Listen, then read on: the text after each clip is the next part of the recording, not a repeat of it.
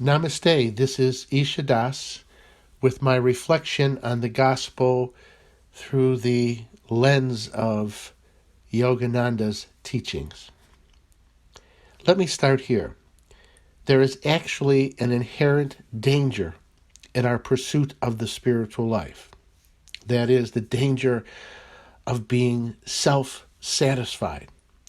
Put another way, there's an erroneous assumption in the marketplace of spiritual ideas that enlightenment is about being in a perpetual state of psychological pleasantness.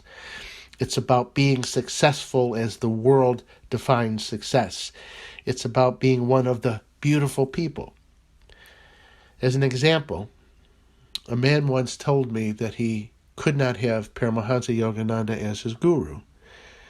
And when I asked him why, he said, quote, because he died at the age of 59 from a massive heart attack. Such a thing should not and could not happen to a real guru, end of quote. His thinking was shallow and superficial. Let me contrast his shallow and superficial thinking with the words of Jesus from today's gospel, from the 6th chapter of Luke. Jesus says, quote, blessed are you who are poor. Blessed are you who are now hungry. Blessed are you who are now weeping.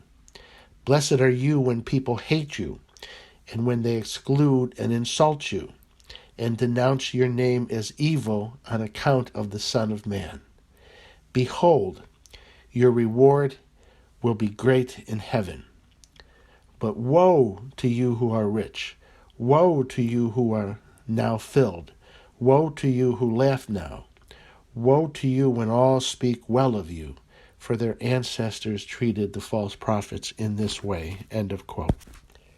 Jesus' strong words certainly run counter to what is presented in New Age spirituality. As a mentor once told me many years ago, quote, a real guru comforts the afflicted and afflicts the comfortable. End of quote. Translation, the guru always takes us for a ride. There's a wonderful story that's told about Yogananda and his disciples. He had them planting trees in and around the Mother Center in Los Angeles. And he actually had his disciples plant the trees upside down with the roots pointing towards the sky. What was he doing? He was tweaking their minds. He was tweaking their limited understanding so that they could be open to new and greater understanding, to new and greater insights, to new and greater truths. So don't misunderstand me. The spiritually mature person does experience ever-deepening levels of peace, joy, and love. And material prosperity does not have to be an impediment to God realization. But this is the point. The spiritual life is not about tickling the desires of the egoic personality, but following the dictates of love and truth, doing the will of God no matter what, and spending our lives serving the Guru's mission and the needs of others. Simply, the spiritual life is not about self-satisfaction, but self-emptying. The following quote is from Swami Kriyananda, a direct disciple of Paramahansa Yogananda, and I believe it is perfectly in concert with the teachings of Jesus. Quote, the magnetism emanated by a true master lifts his disciples above their egos. What the Guru does for us is primarily on a level of consciousness. He works from within us, on our thoughts and feelings. Our job, above all, is to offer our hearts and our minds up to him that he may transform us.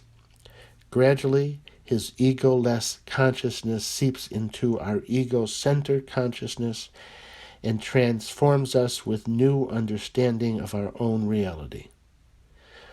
Once ego limitation has been demolished by selfless love, nothing remains to prevent self-awareness from expanding to infinity. End of quote. So again, the goal of the spiritual life is not to always be in a state of psychological pleasantness. It's about the expansion of our minds and our hearts to take in more and more light and grace. And sometimes that process is uncomfortable, but it always yields a rich harvest. God bless you and have a great day.